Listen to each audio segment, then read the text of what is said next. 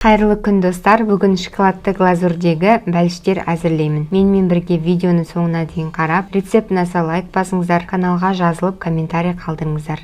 Олай болса бастайық. Жылы сүтке ашытқы қамыр мен 1 қасық қант салып араластырамыз. Қант жалпы массадан алынады.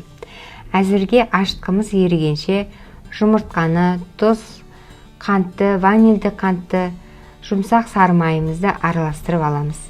Енді ашытқылы сүтті қосып, мұқият араластырамыз.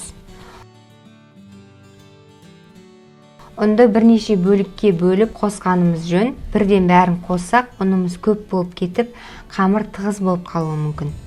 Сондықтан рецептте 600 грамм көрсетілгенмен, одан аз немесе көп қажет етілуі мүмкін. Ұнның құрамы мен сапасына қарай осындай ерекшеліктер болып тұрады. Осыны ескеруіміз керек. Жүп жұмсақ, бірақ алақанымызға жабыспайтын қамыр елейміз. Содан соң ыдысымыздың бетін жауып, 1-1,5 сағатқа жылы жерге орап көтерілуге уақыт береміз. Көтерілген қамырды аздап ұн себілген үстел бетіне түсіріп, оқтаумен қалыңдығы 1 сантиметрдей қылып жаямыз.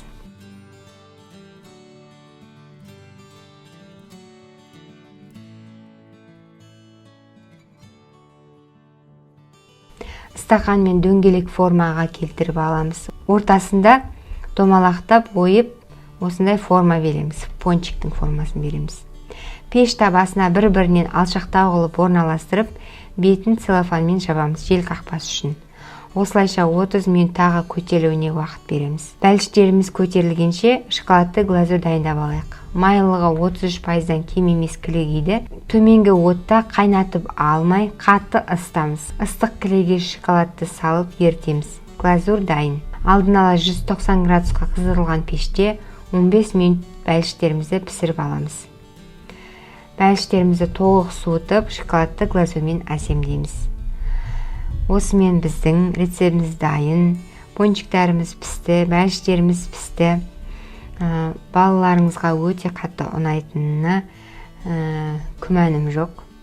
Сондықтан да балаларыңыз болсын, өзіңізге болсын, жақындарыңызға болсын пісіріп қуантыңыздар. Ешқандай қиындығы жоқ. Тек қана желание болса болды. Олай болса, келесі жүздескенше, ал рецепт ұнаса, лайк басып, достарыңызбен бөлісіңіздер.